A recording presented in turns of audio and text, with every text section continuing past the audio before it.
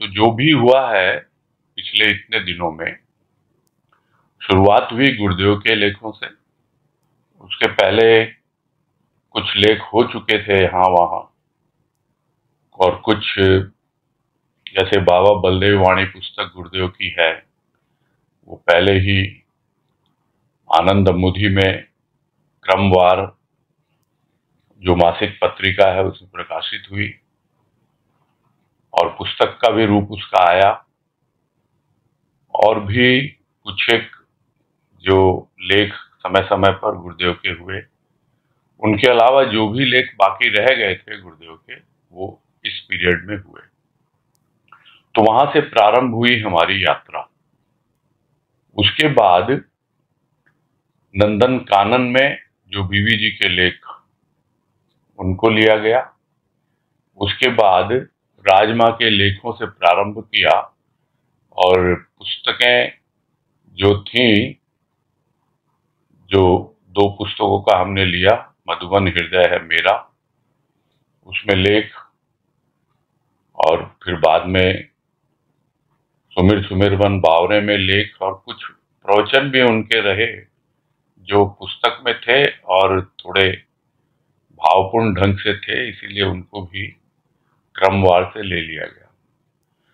तो सब बातों का सार इतना सा ही है कि चाहे गुरुदेव की लेखनी हो, उनका साहित्य हो, चाहे बीवी जी का, चाहे राजमा का, और अब जो हम सुलोचनाबाई का लेने जा रहे हैं, हमारा फोकस कहाँ पर है, ध्यान कहाँ पर है, वो है भाव पर। और यह बात कल भी आई थी कि हमारी सत्संग में व्यक्ति की प्रधानता नहीं होती है, भाव की ही प्रधानता होती है। इसलिए हम बिल्कुल निष्पक्ष भाव के साथ कि कौन सा लेख किसका लिखा हुआ है, या फिर उसमें किस ढंग की क्या अभिव्यक्ति है, उन सब पे विचार नहीं करते हुए भाव पर ही ध्यान देंगे। भाव जो गुरुदेव का है, वही भाव बीवी जी का है, वही भाव राजमा का है, वही भाव मौसी जी का है। भाव में कहीं कोई विशेष परिवर्तन नहीं होता है। यदि थोड़ा परिवर्तन है या कुछ हमें लगता है अलग, तो वो है उसकी अभिव्यक्ति, यानी उसको व्यक्त करने का ढंग। गुरुदेव का अलग, बीवी जी का अलग, राजमा का अलग, और अब हम देखेंगे कि मौसी जी का भी अलग। ये मैं मौसी जी आप लोग की सुविधा के लिए कह रहा हूं, अन्यथा हम तो जब भी उनको बात करते हैं तो बाई बोलकर ही संबोधित करते हैं। खैर, तो प्रधानता क्या है? प्रधानता है भाव की, और यही बात हम ध्यान में रखेंगे, और उसको उसी दृष्टिकोण से, यानी हमारी दृष्टि में भाव हो और भाव की ही खोज हो, उस आधार पर ही हम आगे बढ़ेंगे। तो प्रारंभ करने से पहले फिर से एक बार सदगुरु और बाबा के चरणों में नमन करते हैं, उनको नमस्कार करते हैं। तो यह जो लेख अभी हम शुरू करने जा रहे हैं, इसका शीर्षक है नवजीवन, और यह भावकर्ण भाग 5 से लिया गया है, जिसमें कह रहे हैं सुलोचना भाई, पहली लाइनें हैं, प्रभु के दर्शन साधना का अंत, नवजीवन शुभारंभ, प्रेम का आभास, आनंद का उल्लास। ये 3 वाक्य हैं, किंतु इन 3 वाक्यों में बहुत सार भरा हुआ है। और वो यह है कि जो प्रभु के दर्शन यदि हो जाए प्राणी को, वो जो दर्शन है, तो अपने आप ही साधना के नाम पर जो कुछ भी हम करते रहते हैं, उसका अंत हो जाता है। साधना के नाम पर कोई जप करता है, तप करता है, व्रत उपवास रखता है, तीर्थाटन करता है, न जाने क्या क्या करता है। किस लिए करता है? साधना इसलिए करता है ताकि उसे प्रभु के दर्शन हो जाए। हम सत्संग करते हैं, सत्संग भी एक प्रकार की साधना ही है। किस लिए करते हैं? इसलिए करते हैं कि हमें प्रभु के दर्शन हो जाए। तो क्या हमें प्रभु के दर्शन हुए नहीं है? यदि हम देखें तो हर कोई यही प्रश्न करेगा कि भाई हमारे सामने तो प्रभु की मूर्ति है या उनका चित्र है और हम तो उनका स्पष्ट दर्शन कर रहे हैं, तो फिर हमें अब साधना करने की आवश्यकता ही क्या है? हमें तो दर्शन हो गए, और अगर दर्शन हो गए तो हमारी साधना का अंत हो ही गया।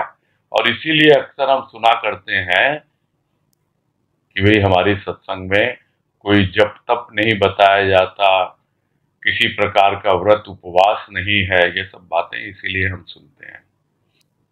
किंतु जिस दर्शन की बात यहाँ हो रही है वो दर्शन भीतर की अनुभूति है, यानी सूक्ष्म के दर्शन है। सूक्ष्म के दर्शन के लिए सूक्ष्म की आंखें होनी चाहिए, और जब एक बार सूक्ष्म की आंखें मिल जाती हैं तो जो तथाकथित साधना हमारी करते रहे हम, स्थूल की साधना, वो साधना का अंत हो जाता है। हम जाते हैं सत्संग में, तरह तरह की हमें सेवा मिलती है। कोई प्रभु किस के श्रृंगार की सेवा मिलती है किसी को, कोई कुछ करता है, कोई और कुछ नहीं तो सफाई करता है, और कुछ नहीं तो कुछ नियम पूर्वक अपना जाते ही रहते हैं। किंतु वहां जाकर यदि भीतर में कोई अनुभूति नहीं हुई तो हमने यही समझना है कि हमें स्थूल की ही साधना हो रही है, हमारी स्थूल की ही साधना हो रही है। यदि सूक्ष्म में हमें किसी प्रकार की अनुभूति नहीं हुई तो इसका मतलब सूक्ष्म के दर्शन हुए नहीं, प्रभु के दर्शन अभी हुए नहीं है। और इसीलिए भजन में गाते ही रहते हैं, दर्शन दो घनश्याम, नाथ मोरी अखियां प्यासी रे। तो क्या घनश्याम के दर्शन नहीं होते मूर्ति में? भक्त चाहता है एक अलग अनुभूति, और वो जब अनुभूति मिलती है तब उसे समझ में आ जाता है कि जो साधना के नाम पर जो मैं अब तक कष्टकारी जो भी कार्य कर रहा था उन सबका अब अंत हो गया। एक नई अनुभूति मिली है और एक नया जीवन जिसकी शुरुआत अब हो रही है। तो कैसे हो रही है वो ऐसे हो रही है कि अभी तक तो दुनियादारी में लगा हुआ था, अपने घर परिवार वालों से ही प्रेम कर रहा था, समझ नहीं रहा था कि वो मोह है या कोई वासना है या लोभ है कि क्या है, समझ नहीं रहा था। किंतु प्रेम जो शुद्ध रूप है प्रेम का, उसका आभास हुआ, उसका भीतर में एक अनुभव मिला है, और एक नए आनंद का भीतर में उल्लास पैदा हो गया।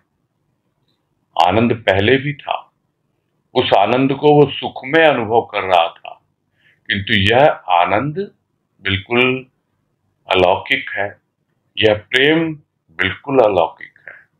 उसका जब अनुभव मिलता है, उसका जब सूक्ष्म में दर्शन होता है अनुभूति के रूप में, तब पता लगता है प्राणी को कि मेरा एक नया जन्म हुआ है, मैं एक नए जीवन की शुरुआत कर रहा हूं। आगे है, यूं तो यह मानव जीवन सृष्टिकर्ता की सर्वश्रेष्ठ सुंदर कृति है, किंतु मानव के जीवन का मूल्यांकन कब हुआ? मनुष्य पशु एक, यह कैसे हो सकता है? लेकिन जब तक लक्ष्य न अपनाया, पथ की ओर पद न बढ़े, तो पुराने संस्कारों ने ही उसे पशुवत बनाया। न बन सका उसका जिसके लिए आया था, और बिताता रहा आहार निद्रा भय मैथुन में ही अपना अमूल्य समय। तो मानव जीवन, पहले भी कई बार बातें आई हैं कि सृष्टिकर्ता की सर्वश्रेष्ठ कृति है, सबसे अच्छी, सबसे बढ़िया, और सर्वश्रेष्ठ ही नहीं, सबसे सुंदर भी है। इससे सुंदर है ही नहीं कोई। तो यह जो मानव जीवन है, या मानव का रूप लेकर जो यह जीव आया है, क्या वो अपने इस जीवन का मूल्यांकन करता है? अभी राजमा के प्रवचन में भी आया था पिछले 2-3 दिन पहले, 4 दिन पहले, जिसमें मानव जीवन का महत्व बताया गया था। तो यह मूल्यांकन जब तक नहीं करता है, तब तक उसे समझ में नहीं आता कि कितना मूल्य है, ये कितना मूल्यवान है। मूल्यवान है कोई चीज, मूल्यवान, उसका क्या मूल्य है? मूल्य का अंकन करना, यानी उसको आंकना, उसको समझना। तो मूल्य होता क्या है? मूल्य होता है भाव। इसका क्या मूल्य है, यानी इसका क्या भाव है? तो बिना भाव के कोई चाहे कि वो अपना मूल्य समझे, मानव जीवन का मूल्य समझे, और यह समझे कि यह सर्वश्रेष्ठ कृति है, सबसे सुंदर कृति है सृष्टिकर्ता की, तो यह सब तो सुनी सुनाई बातें ही कहलाएंगी। तो मूल्यांकन करने के लिए चाहिए भाव, और उसको पता नहीं है ये कब हुआ। कब हुआ मतलब हो नहीं पाया। क्यों? क्योंकि उसे भाव की अनुभूति हुई ही नहीं। क्या जीवन था उसका? पशुवत जीवन था। तो क्या हो सकता है ऐसा कि है तो मनुष्य, किंतु पशु के समान जीवन व्यतीत कर रहा है? क्या मानव और पशु एक हो सकते हैं? अरे सीधा सीधा दिखलाई देता है कि मनुष्य के 2 पांव हैं, और ज्यादातर पशु तो चौपाया हैं, यानी 4 पैर वाले हैं। तो कैसे बोल दे ये मानव पशुवत जीवन व्यतीत कर रहा है? पशु नहीं है तो 2 पैरों पर खड़ा है, और वो तो 4 पैरों पर खड़ा है। अंतर तो है। इसका मतलब अभी भी हमारी दृष्टि में सूक्ष्म नहीं आया है। बाहर से देखते हैं, बाहर से तो एक कैसे कोई कह देगा कि जैसा मनुष्य दिखता है वैसा ही पशु दिखता है। बाहर से तो एक नहीं दिखता, अलग अलग दिखते हैं। तो फिर एक क्या भीतर से है? भीतर से भी नहीं है, हो ही नहीं सकता ये। लेकिन एक है। क्यों है? क्योंकि मानव ने अपना लक्ष्य निर्धारित नहीं किया कि किस लिए वो आया है इस संसार में। क्यों उसको सृष्टिकर्ता ने मनुष्य का जन्म दिया है, और आखिर उसे करना क्या है यहां पर। और जब तक लक्ष्य नहीं अपनाएगा तो फिर कैसे आगे बढ़ेगा? इसीलिए पशुवत जीवन व्यतीत करता है। और पथ की ओर नहीं बढ़ेंगे उसके पैर, तो फिर स्वाभाविक है जो इतर योनियां हैं, जहां से होते हुए आया, उसने ही तो संस्कारों का रूप ले रखा है। हो सकता है पशु रहा हो सकता है पक्षी रहा हो, पता नहीं किसी को भी कि पूर्व जन्म में हम क्या थे क्या नहीं थे। अब ये कुछ लोग कह सकते हैं भाई हमें पिछले जन्मों से क्या लेना देना, हमें तो यह जन्म मिला है और हम इस जन्म को ही समझें। तो समझे तो क्या करें? खूब अच्छे से रहें, खूब खाएं पिएं, मौज करें और जिंदगी गुजारें बड़े आराम से। तो वो तो एक बिल्कुल अलग सोच हो जाती है। ऐसा नहीं है कि ऐसी सोच वालों की कमी है इस संसार में, और ऐसे ही लोगों के लिए संत महापुरुषों ने कहा है ये पशुवत जीवन व्यतीत कर रहे हैं। अब क्यों कर रहे हैं वो यहां समझाया जा रहा है कि जब तक लक्ष्य नहीं अपनाया, और उस लक्ष्य की प्राप्ति के लिए जो मार्ग है, उस मार्ग पर आगे नहीं बढ़ा तो उसके जो भी संस्कार है वो हावी हो ही जाएंगे उस पर। उन संस्कारों ने ही उसे पशुवत बना दिया है और इसी कारण वो पशु के समान जीवन व्यतीत कर रहा है। उसे पता नहीं क्यों आया था, किंतु यदि कोई बतला दे कि तू किस लिए आया था तो क्या वो उसे मान लेगा?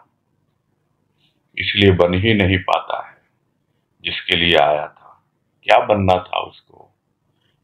जो कल भी बात आई थी सदगुरु की वाणी कि तू भाग्यवान है कि तुझे मनुष्य का जन्म मिला है। तो अब भगवान बन, नहीं तो कम से कम भगवान का बन। तो बनना क्या है? भगवान बनना है। और बनना भी क्या है? वो तो बना बनाया है।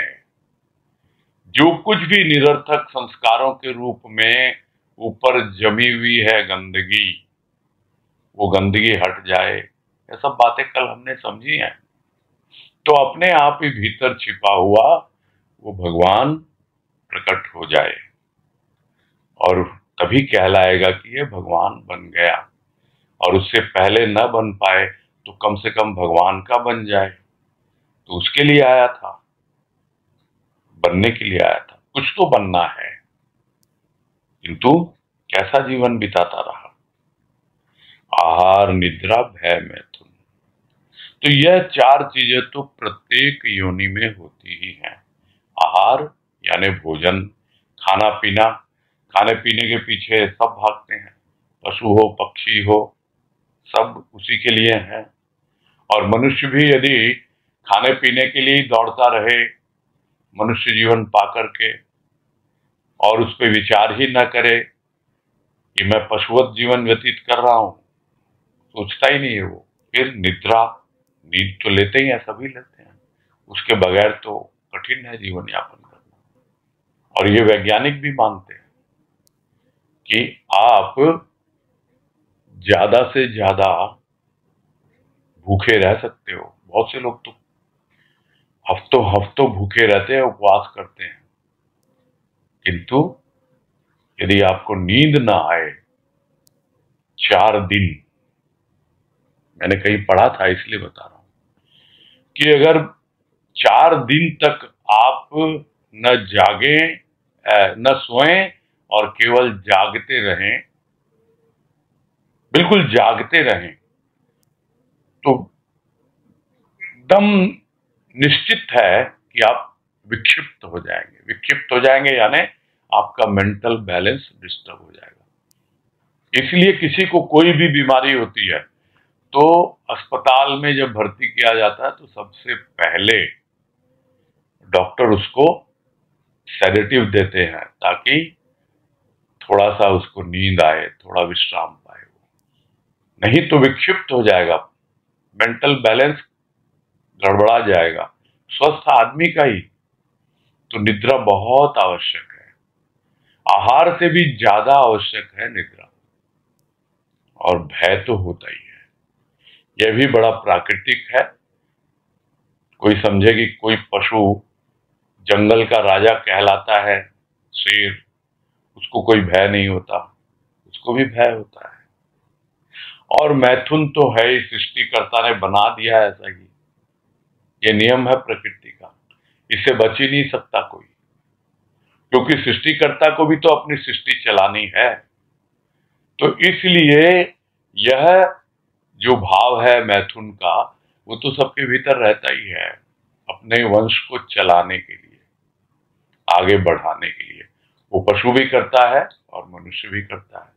तो इन सब से जब तक बाहर न निकले या इन सबको समझ के आगे न बढ़े और अपना लक्ष्य निर्धारण न करे और समझ ही न पाए, तब तो वो संस्कारों के वशीभूत होकर बस आहार, निद्रा, भय, मैथुन, इन्हीं में अपना जीवन व्यतीत करता रहेगा। यह जो अमूल्य समय मिला है, समय बड़ा अमूल्य है। सुनते हैं हम, सबसे मूल्यवान क्या चीज है? समय। और यदि हम मानते हैं सबसे मूल्यवान है समय, तो अपने प्रभु को हम क्या दे सकते हैं? सबसे मूल्यवान चीज वो है समय। समय दें उसको, तब हमको विचार ही नहीं आएगा कि मैं क्या तेरी भेंट करूं कि जिससे तू प्रसन्न हो, जिससे तू मुझ पर कृपा करे। वो विचार आएगा ही, क्योंकि सबसे मूल्यवान चीज है समय, और वो हम अपने प्रभु के लिए समर्पित करते हैं।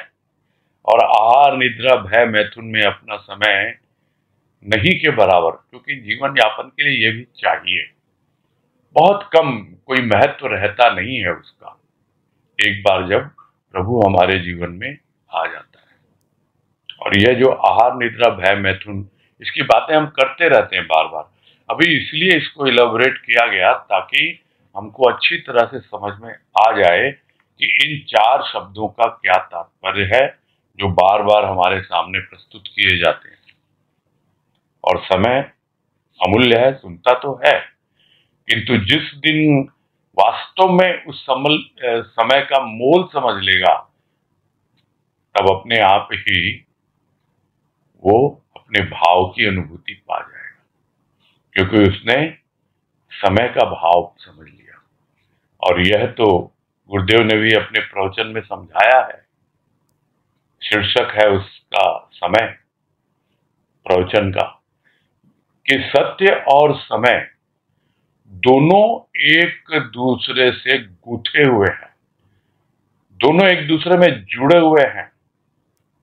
हम सत्संग में सत्य सत्य बड़ी बातें करते हैं कि सत्य के लिए है, सत्य का संग मिले और हमारे अंग अंग में सत्य समा जाए। ये सब बातें तो हम करते हैं, सुनते भी है, किंतु हमने सत्य की कितनी अनुभूति की है, कितना हमें पता है? समय का हमें पता है। और समय जिस दिन हम उसका मोल समझ लेंगे और वो समय प्रभु को समर्पित कर देंगे, तो अपने आप ही सत्य हम तक पहुंच जाएगा। इसके लिए जरा भी हमें संदेह नहीं होना चाहिए। तो जो बनना है, जिस बनने के लिए आया है, वो बनना है और अपना अमूल्य समय उस प्रभु को ही समर्पित करना है। आगे है, नवीनता थाल सजाए बैठी थी किसी के आगमन की प्रतीक्षा में। पकड़ा भी तो साधना का पथ, जो बीहड़ था, जहां पुराने संस्कार शंका संदेह के रूप में बाधक बन पद पद पर लांछित कर रहे थे। साधना के पूर्व ही यदि दर्शन हो जाते उसके, जिसके दर्शन मात्र से ही संस्कार जल जाते हैं, तो साधना सार्थक होती, और होती भी ऐसी कि फिर वह साधना नहीं साध बन जाती। दर्शन ने उससे मिलाया जिसका संबंध उस आनंद से था जो कभी सुख दुख में बदलता नहीं। यही है, नवीनता थाल सजाए बैठी थी। जैसे कोई किसी की प्रतीक्षा कर रहा हो, किसी के आगमन की, तो नवीनता प्रतीक्षा कर रही है हमारी। थाल सजाए बैठी है नवीनता। अब उस थाल में क्या क्या है ये हमें नहीं पता अभी, क्योंकि वो हमारे लिए बिल्कुल नवीन है। और वो नवीनता जब हम उससे परिचय प्राप्त करते हैं और जब हम पहुंचते हैं उस नवीनता के पास, तो जैसे कोई किसी के आगमन पर उसका स्वागत करता है, उसकी आरती उतारता है, उसको पुष्प भेंट करता है, गुलदस्ता भेंट करता है, उसका मुंह मीठा करता है, और भी न जाने क्या क्या करता है। इसी तरह बैठा हुआ है वो हमारा प्रभु, अपने नवीन भावों को लेकर, हमारे संस्कारों को दूर करने के लिए। और वो प्रतीक्षा कर रहा है हमारे आगमन की, कि हम भी तो देखें, अपने भीतर पहुंचे। तो वो है नवीनता का रूप। किंतु हमने किया क्या इससे पहले? यदि कुछ किया भी धर्म के नाम पर, कर्म के नाम पर, तो साधना का पथ पकड़ा। तो यहाँ साधना से वही मतलब है जो पहले बात हुई, वो भौतिक साधना। तो वो पथ जो था वो बीहड़ था। बीहड़ यानी भटकाने वाला। जैसे जंगल होते हैं, वहां पे कोई पगडंडी तक भी नहीं होती है। बीहड़ जो होते हैं जंगल, घने जंगल, वहां कोई रास्ता होता ही नहीं है और इतना घना होता है कि वहां से निकलना ही बड़ी मुश्किल हो जाती है। तो ये साधना का पथ तो ऐसा ही है। भटक जाते हैं, उलझ जाते हैं, और जो भी हमारे पुराने संस्कार हैं वो बार बार सामने खड़े हो जाते हैं शंका और संदेह के रूप में कि भाई इतने दिन से तो मैं व्रत उपवास कर रहा हूं, इतने दिन से तो मैं प्रभु को पाने की चेष्टा कर रहा हूं, इतनी तो मैंने माला जप ली और इतना कुछ कर लिया मैंने, इतने तीर्थों में घूम आया, अभी तक मिला ही नहीं मुझे, अभी तक तो दर्शन ही नहीं हुए उसके। तो क्या है, मैं सही राह पर हूं कि नहीं हूं? तो ये जो संस्कार हमारे हैं ये बार बार हमको अपने पथ से भी विचलित कर देते हैं, उस साधना पथ से, और बाधक बन जाते हैं। और यह जो शंका और संदेह जो है वो हमें एक प्रकार से लांछन के रूप में लगता है। लांछन क्या होता है कि भाई इतने दिनों से तो तुम ये कर रहे हो, वो कर रहे हो, कितने तुमने कर लिए भाई सोमवार, कितने कर लिए मंगलवार, ऐसे करते हैं लोग। तो अभी तुम्हें क्या मिला, क्या मिल गया, तुम्हारे हृदय में क्या परिवर्तन हुआ? कुछ भी तो नहीं हुआ।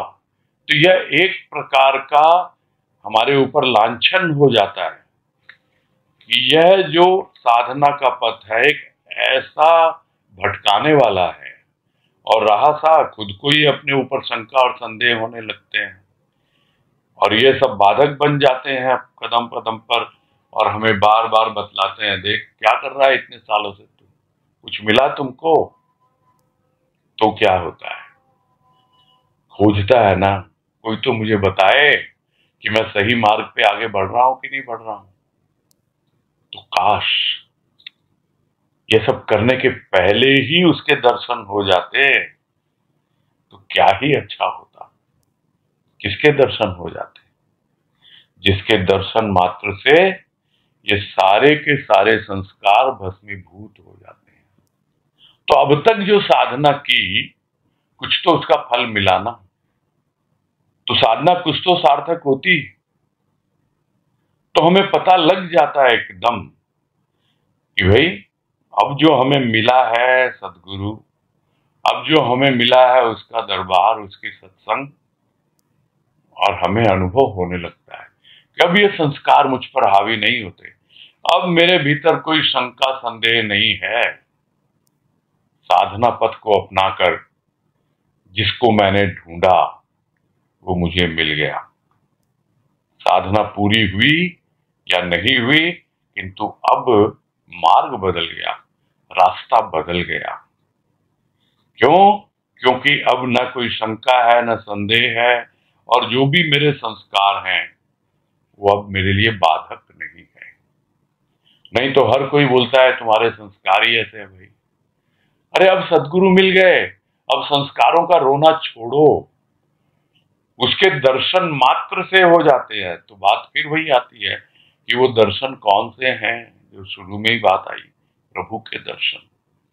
यानी दर्शन की एक ऐसी अवस्था बननी चाहिए, भीतर एक अनुभूति का वो धरातल बनना चाहिए जहां पे अपने आप ही हमें पता लगे कि ये जो हमारे संस्कार हैं पूर्व जन्म के, इस जन्म के, बिल्कुल जिसे हम प्रारब्ध कहते हैं, भस्मीभूत हो गए हैं।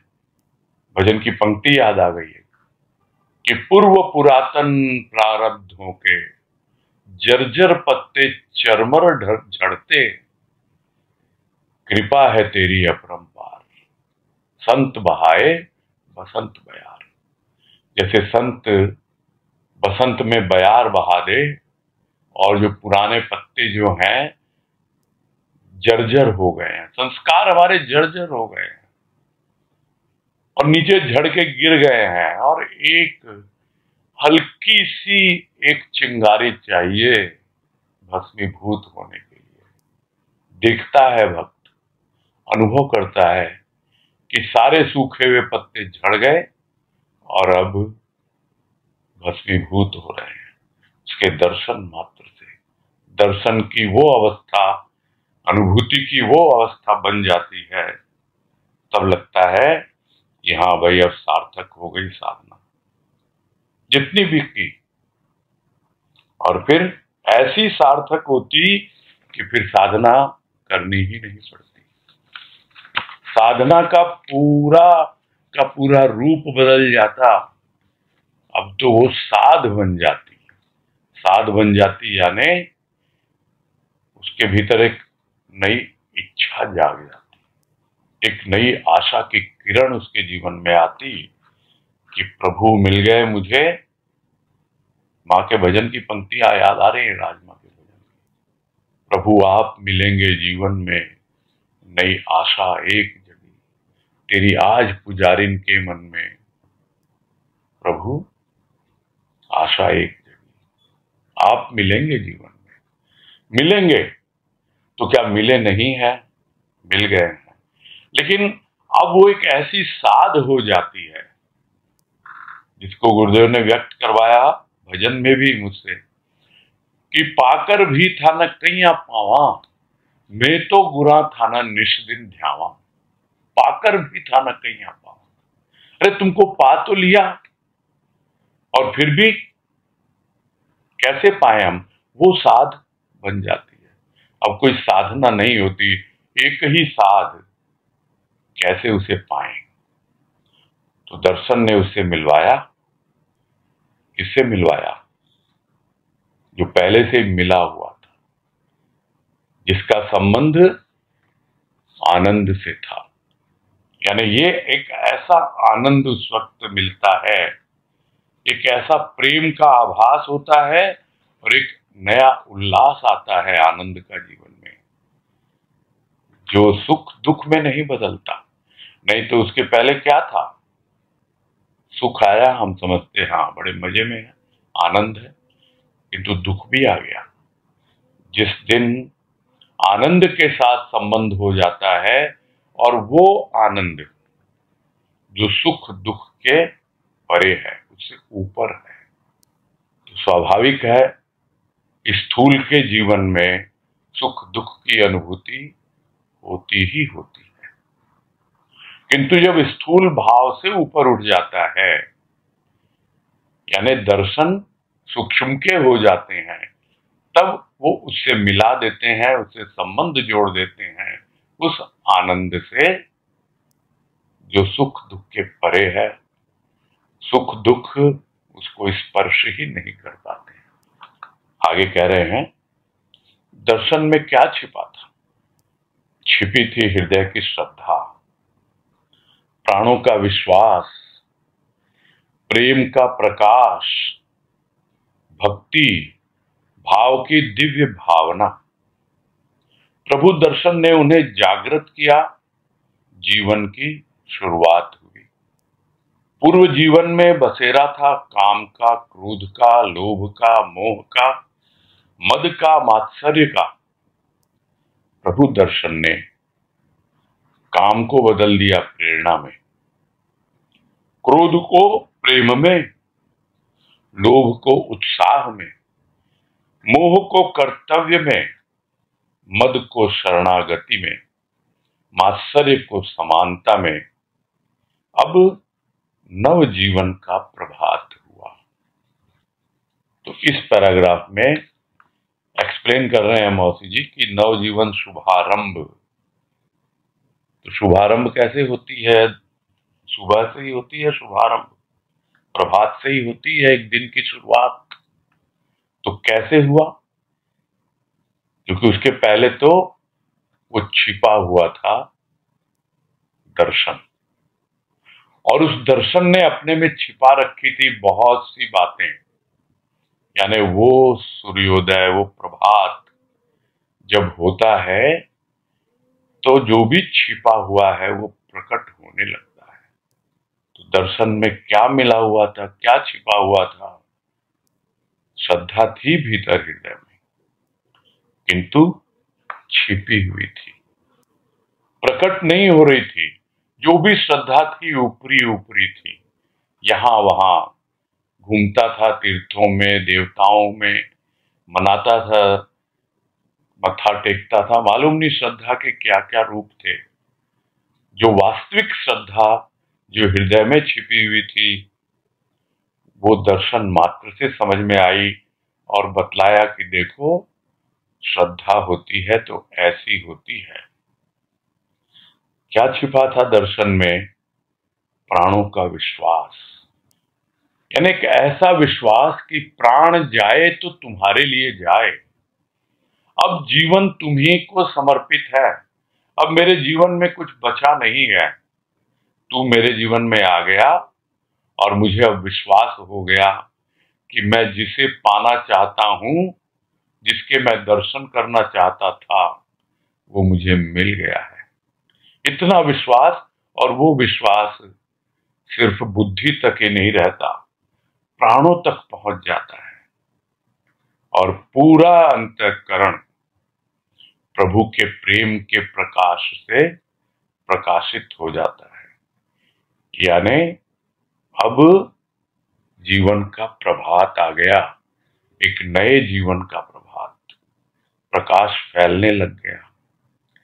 और साथ ही साथ भक्ति और भाव, सुने थे नाम इनके, किंतु उनके भीतर जो एक दिव्य भावना है, यानी दिव्यता, जो कल भी बात आई थी कि क्या होता है दिव्य भाव, जो अलौकिक होता है, जो इस लोक का नहीं होता है, परलोक का। तो परलोक कौन सा?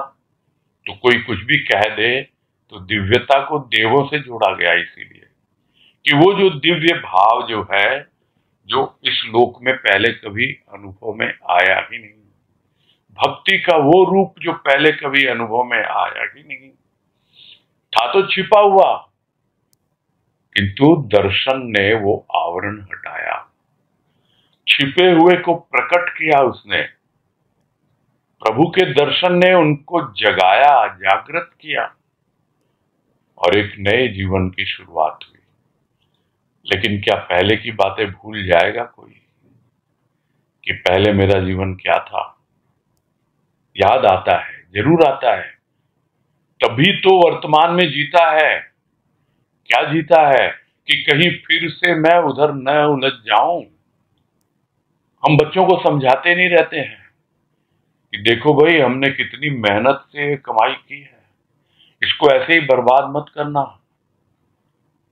हमने बहुत बचत की है, बड़े इस ढंग से जीवन व्यतीत किया है कि आज तुम लोग इस लायक बने हो। ये सब बातें हम समझाते हैं बच्चों को। वो क्या है? वो अतीत ही तो है। तो क्या हम भूल जाते हैं उन बातों को? वो काम आती है, हमारे खुद के काम भी आती है कि कहीं हम फिर से उन सब में उलझ न जाएं। इसलिए पूर्व जीवन जो भी हमारा होता है, वो हमें याद दिलाता रहता है। तो यहाँ यही कह रहे हैं, पूर्व जीवन में क्या था, याद करो भाई, कैसा जीवन था। उस जीवन में बसेरा था, जो जितने ही छह विकार, जिसकी कितनी बार बातें होती हैं, काम, क्रोध, लोभ, मोह, मद, मात्सर्य, तो इन सब बातों के ऊपर तो पूरी पुस्तक गुरुदेव ने लिखी है और उनकी कृपा से वो पुस्तक का भी विश्लेषण हुआ। काफी दिन हो गए उसको, पिछले साल इसी लॉकडाउन पीरियड में, और वो YouTube पर भी अवेलेबल है। तो अगर डिटेल में हमको समझना है विस्तार से, जो गुरुदेव ने समझाया और उनकी कृपा से उसका विश्लेषण हुआ, तो उसको सुना जा सकता है। यहाँ यही कह रहे हैं कि ये जो छह विकार हैं, हम इनका नाम तो सुनते रहते हैं, काम, क्रोध, लोभ, मोह, मद, मत्सर, उसी में हमारा जीवन व्यतीत हो रहा था। कब मालूम पड़ता है? जब उसे बाहर निकलते हैं। अगर बाहर नहीं निकलेंगे तो हम उसी में मस्त हैं, मगन हैं। कोई कितना ही हमें आवाज दे, वो हमारे कानों में पहुंचती ही नहीं है, क्योंकि हम उसमें आकंठ डूबे हुए हैं। आकंठ माने कंठ से नीचे तक एकदम डुबकी लगा रखी है। तो कोई अगर पानी में डूबा हुआ है और कोई किनारे पे बैठ के उसको आवाज लगा भी रहा है, तो क्या उसे सुनाई देगी आवाज? अरे तू डूबे जा रहा है, आ मैं तुझे पकड़ रहा हूं, बाहर निकालना चाहता हूं। किंतु आकंठ डूबा हुआ सुनता नहीं है वो आवाज। लेकिन थोड़ी सी कानों में आवाज आ जाए, थोड़ा सा अपना हाथ बढ़ा दे उसकी ओर और वो खींच के एक बार ले आए किनारे पर, तब वो याद करता है कि रे मेरा जीवन क्या था। काम, क्रोध, लोभ, मोह इन्हीं विकारों से तो भरा हुआ था।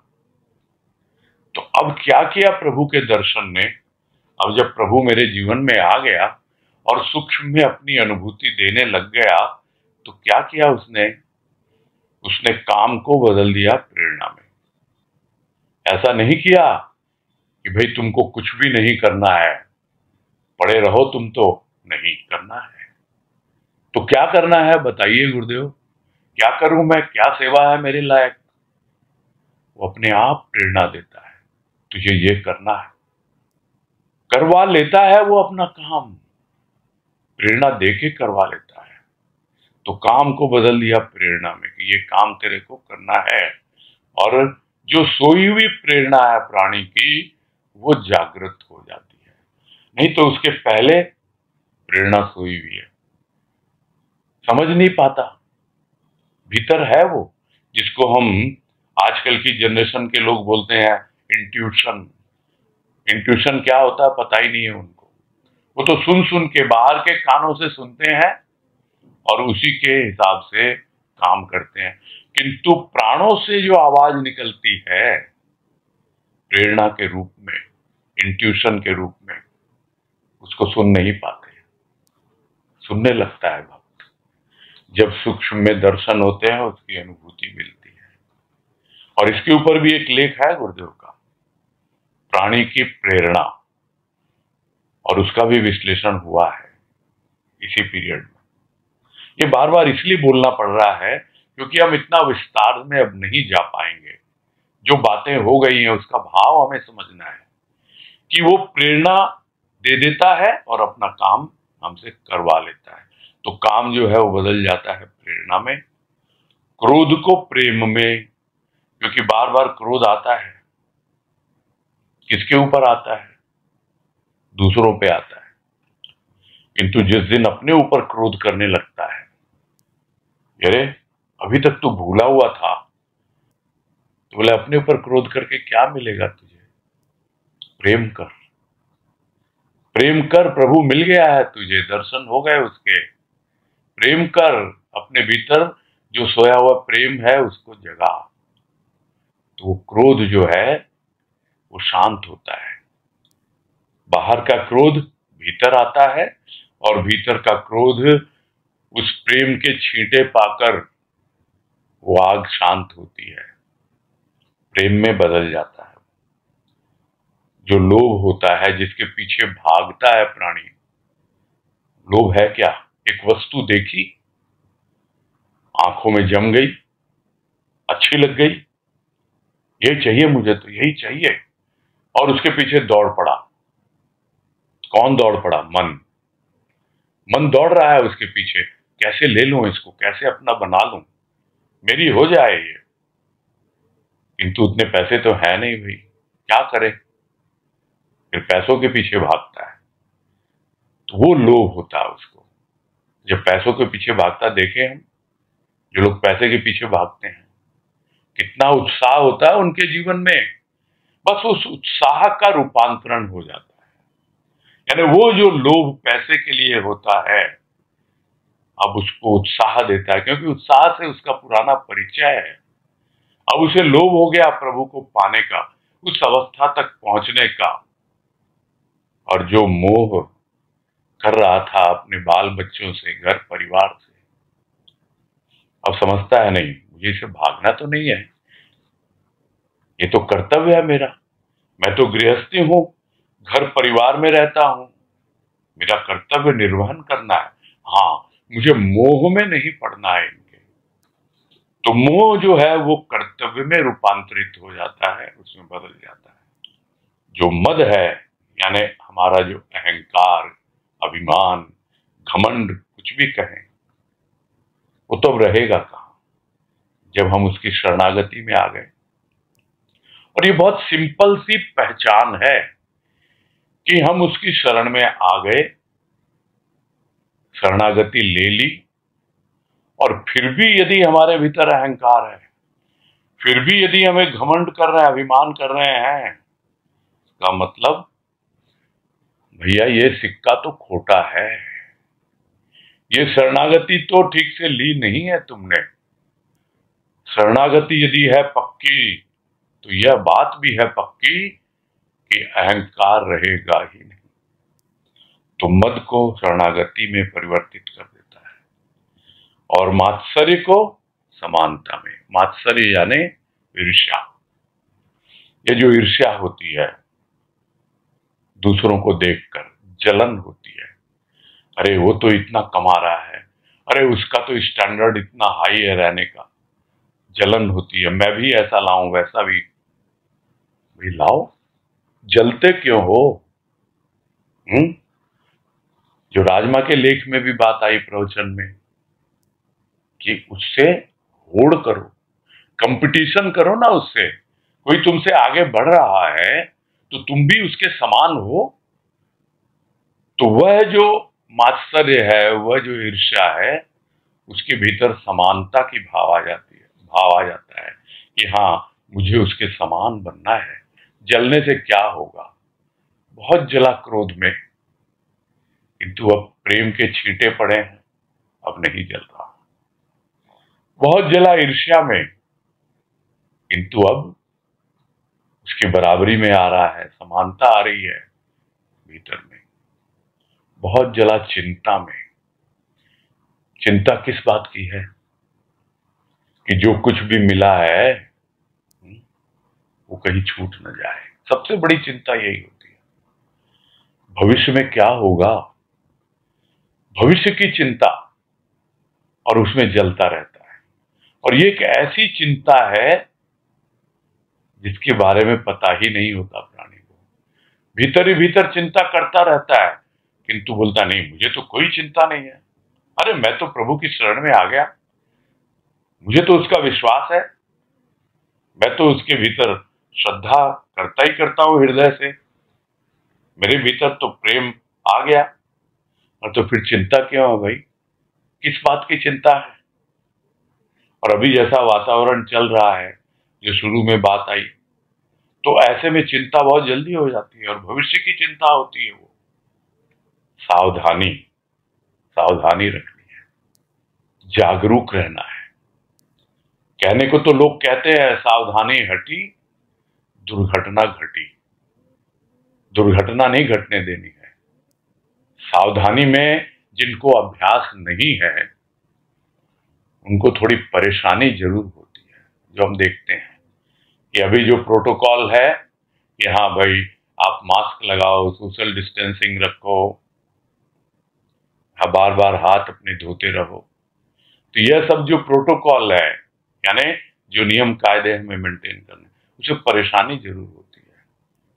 किंतु यदि हमारे भीतर सावधानी है तो परेशानी गौण हो जाती है। वैसे ही है कि जब हम स्थिति परिस्थिति के अनुसार अपने आप को समानता में ले आते हैं, समभाव में ले आते हैं, और आराम से जीवन जीते हैं, तो हमें भविष्य की कोई चिंता नहीं होती है, क्योंकि हमारा भविष्य उसके हाथों में सुरक्षित है। और तब हमें लगता है ये अब हमारा एक नया जन्म हुआ है, हमारे जीवन में एक नया प्रभात आया है। बस आज यही रखते हैं, पूरा करते हैं आज, इसके आगे कल पढ़ेंगे। अजय बंसल, बोलिए। हाँ भैया, प्रणाम। हाँ नमस्कार, बोलिए। ये बार बार बात आती है कि मनुष्य जीवन बहुत मूल्यवान है, तो पढ़ लिया, इंटेलेक्चुअली समझ लिया, अंदर से अभी तक वो विश्वास नहीं आ रहा। इसको कैसे दृढ़ करें, इसको कैसे एक एक स्ट्रॉन्ग बिलीफ में कैसे बदलें इसको कि भाई दिस इज इट। बिलीफ यही है असली चीज। अगर संतों की वाणी पे हमें बिलीफ है, विश्वास है, तो अपने आप बदल जाता है, अपने आप जीवन का रास्ता बनता है, अपने आप ही लाइफ स्टाइल बदलती है। इसमें कोई संदेह नहीं है। ये सब के सब हम और आप जैसे, हम सब गृहस्थी हैं, गृहस्थ में ही रहते रहे हैं, अभी भी रह रहे हैं। तो ऊपर का जीवन भले ही वैसा हो, किंतु भीतर से हम बदल चुके हैं। तो वो ट्रांसफॉर्मेशन तो होगा भीतर का, और वो आएगा बिलीफ से कि जो बातें हो रही हैं, if you really believe in it, obviously change is sure to happen. इसमें कोई किसी को संदेह नहीं होना चाहिए। और अगर संदेह हो रहा है, शंका हो रही है, तो जो बात आज भी आई कि वो तुम्हारे पुराने संस्कार हैं जो पद पद पर बाधक बन रहे हैं। ठीक है भैया, एक बात और इसमें भी आई थी कि मनुष्य जीवन सर्वश्रेष्ठ सुंदर कृति है उस भगवान की, लेकिन कई बार ऐसा हमने सुना है, पढ़ा है कि जो जानवर हैं वो हमसे कई गुना सुपीरियर हैं। आहार ले लो, निद्रा ले लो, भय ले लो, मैथुन ले लो, विकार ले लो, दे आर मोर सुपीरियर। उनको ज्यादा कंट्रोल है इन सब बातों में हमसे। इन सब बातों में हो सकता है ना, जो इन सब बातों में लगे रहते हैं उनके लिए कंट्रोल है। वो बात आप सही कह रहे हैं। आहार निद्रा भय मैथुन में उनको हमसे ज्यादा कंट्रोल है, बिल्कुल सही है। और ये विकार भी मुझे लगता है उनमें कम है, हम लोग में नहीं। विकार के बारे में उनको आइडिया ही नहीं है, किसको नहीं है, कुछ है नहीं, उनको कोई आइडिया नहीं है। वो पशुओं को कुछ आइडिया नहीं है। विकार वर्ड जो आप बोल रहे हो वो मुझे नहीं समझ में आ रहा है, लेकिन हाँ, आहार निद्रा भय मैथुन के मामले में वो हमसे बहुत बहुत सुपीरियर है, इसमें कोई डाउट नहीं है। जैसे भैया आपने बीच में एक बार बताया था, पक्षी जाते हैं, खाना लेके आते हैं, रात को चैन से सोते हैं। जी हाँ। और हम लोग रात भर भी काम करते रहते हैं। तो इसीलिए मैं तो एग्री कर रहा हूँ ना कि बहुत सुपीरियर है।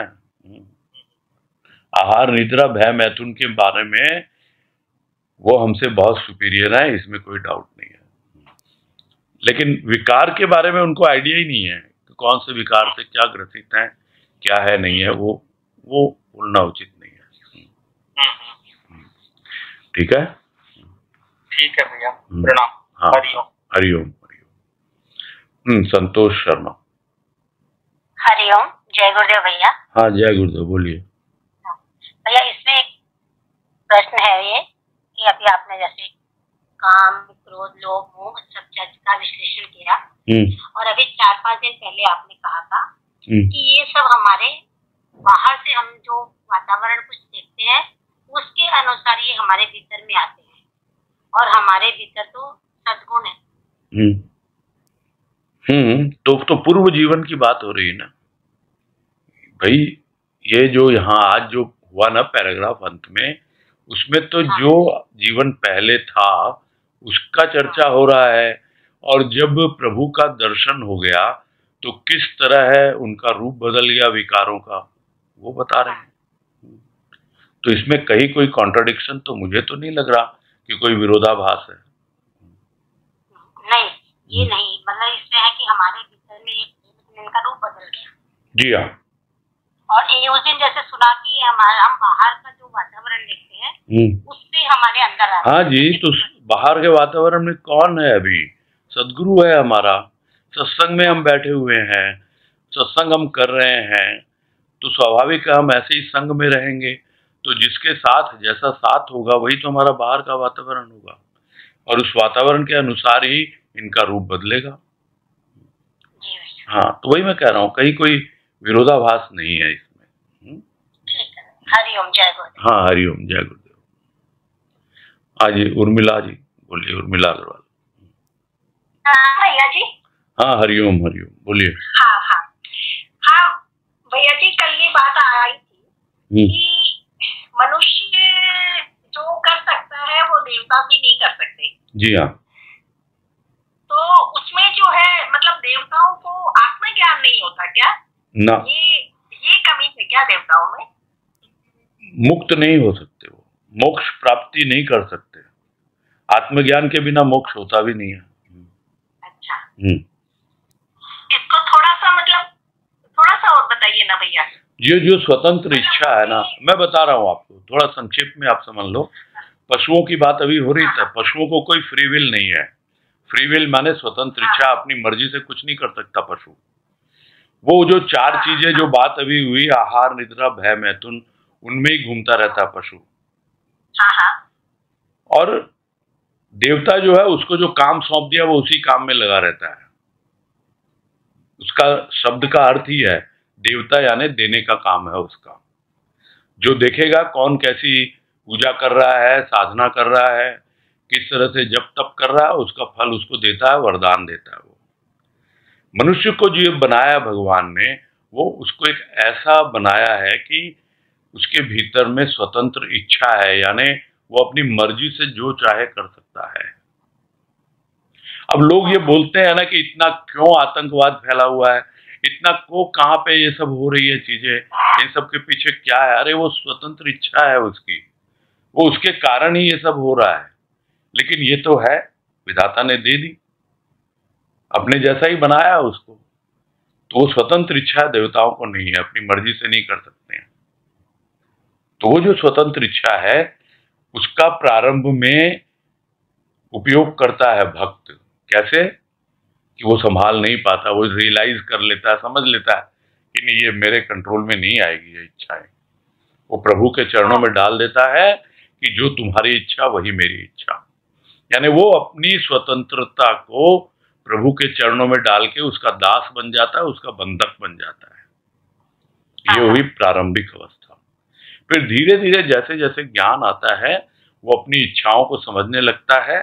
तो अभी आज जो बात आई ना कि उसको पाने की साध बन जाती है, वो साधना का रूप बदल जाता है, वो साध बन जाती है। और बाद में वो साध भी नहीं रहती है, यानी साध पूरी कर देता है करने वाला। तब जाके मुक्ति मिलती है, जीवन मुक्त अवस्था तब होती है। और ये प्राप्त करने के लिए देवताओं को भी धरती पर आना होता है, वहां पे ये सुविधा उपलब्ध नहीं है। यही है सब बातों का सार। ठीक है? हाँ भैया, हाँ ठीक, क्लियर हो गया ना? समझ आया। हाँ हाँ, हरिओम हरिओम। ठीक है, अब समय हो गया है, पूरा कर।